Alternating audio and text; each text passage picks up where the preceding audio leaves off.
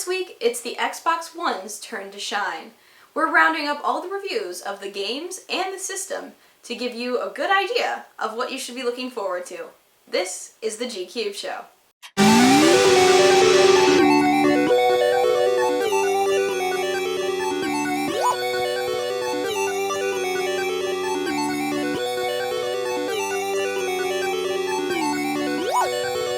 I'm your host, Amy Lee Spreiter, but before we get to the reviews, let's start off with some news. The PS4, with its launch last week, sold over 1 million units on launch day alone in North America. For a comparison check, the original Wii sold 1 million units as well, but it launched in multiple territories. Because this was just North America, the PS4 is now poised on track to be one of the fastest selling systems of all time. We'll see how it fares when it launches in other regions later this year and early next year. On the flip side, there are some reported problems with people's consoles, and some PS4s are having the blue light problem. This will happen when there's a pulsing blue light on your system and you'll be unable to do anything with the system.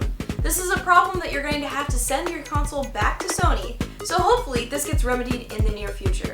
Sony did release a statement saying that only about 0.4% of consoles are having this problem, but the fact that there's already 1 million consoles out there in the wild makes it sound like there's quite a few consoles that are going to be having this issue. League of Legends updated this week with what is traditionally one of its biggest patches of the year, the Preseason update. Now for Season 4, we're going to be seeing some major changes to vision control, jungles, and supports, which are traditionally two of the positions that have a lot of trouble in keeping up with the team in experience and gold. As a support player, I'm pretty excited about some of these changes and have already been enjoying some of the changes that have happened to the game this far.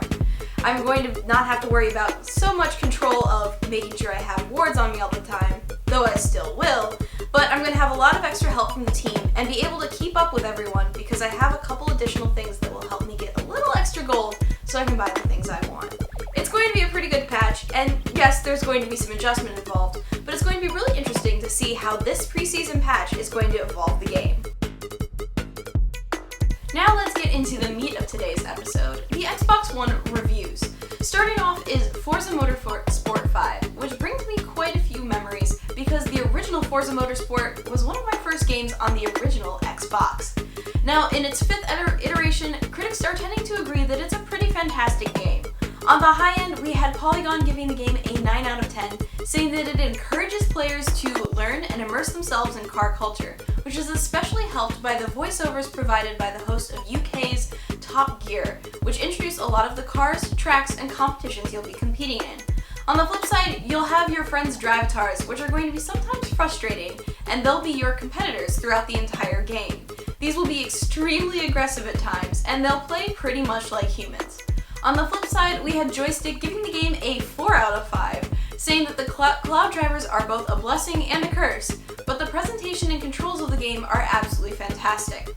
Across the board, we saw a lot of these statements reiterated from different reviewers. A lot of people have mixed feelings about the fact that you're playing against virtual versions of all your friends because it's both interesting but it also adds a new element to the game.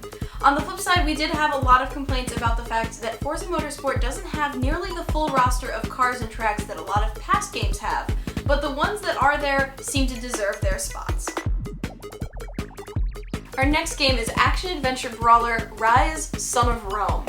Now, across the board, this one didn't do so well. On the high end, we had IGN giving it a 6.8 out of 10, saying that it has an interesting story, but the combat quickly becomes repetitive, even though the campaign is fairly short.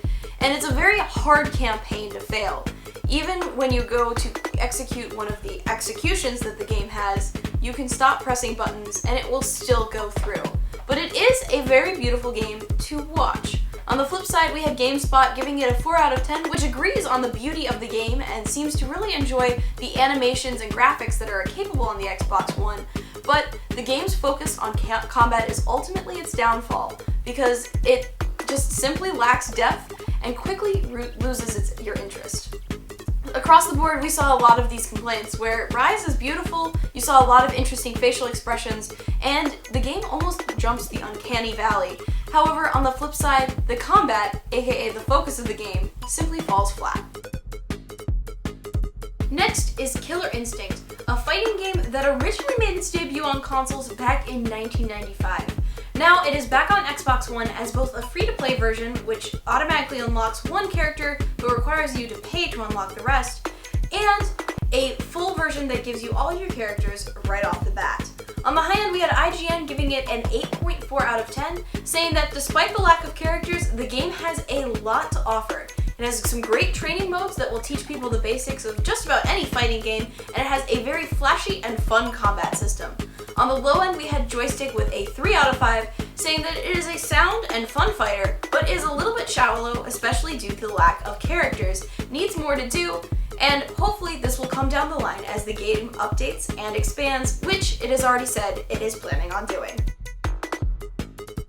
Our final game is Dead Rising 3, an action-adventure zombie thriller that has you trying to escape a city before it gets bombed. Now, on the high end, we had IGN giving it an 8.3 out of 10 that says it has a lot of cliché storytelling, but it's varied and fun, and the scale of the zombie hordes make things really fun. The long load times and some problems with directions really did hurt the game though. On the other end, we had GameSpot giving it a 7 out of 10, saying that it has a lot of issues in its technical performance and creative execution, but the simple scale you're going to be seeing as you fight through hundreds and hundreds of zombies at once is really quite impressive. Across the board, we did hear a lot of complaints about the technical end of this game, but a lot of people were really stunned at how many things they could fit on one screen, and it is pretty impressive if you look up any gameplay video how much they can fit into one game. Now we have the reviews for the console itself. Most sites haven't put out full reviews quite yet, but we'll give you some of the highlights of some of the feedback that's been put out there already. A lot of sites have been noting that the console seems like it's aimed at more than just gamers, which is great, and they haven't fully taken their eyes off the gaming scene also. It could take some getting used to for those who aren't used to using gaming consoles, but it will be able to fix pretty quickly. A lot of sites have cited that the fact that Kinect integration feels rather fluid and smooth, so long as you know what exactly to tell the Kinect. Voice commands work really well when you use the proper phrasing, and certain elements of the console do seem rather futuristic, especially when it comes to the voice commands. The UI itself does seem rather cluttered and complicated and really seems to depend on that voice commands to make it work well. And swapping between apps, games, and television seems to work very well and very smoothly.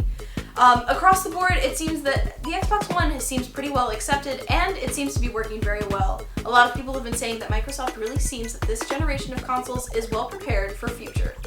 Now, of all the sites that did post reviews, only one gave it a score, and that would be Polygon, giving it an 8 out of 10. Well, that's all I have for this week, but I have a couple questions for you. If you picked up an Xbox One, what do you think so far? And what games do you consider worthy of picking up on the system? I unfortunately wasn't able to cover every game that launched alongside of it, so let me know what you think is worth grabbing. Don't forget to subscribe to G Cubed and give me a follow on Twitter and Tumblr for updates on the show. And you can find me on the PSN as Brighter_Darker and on League of Legends as Cherry Space Scary. Thanks for watching, and I'll see you next week.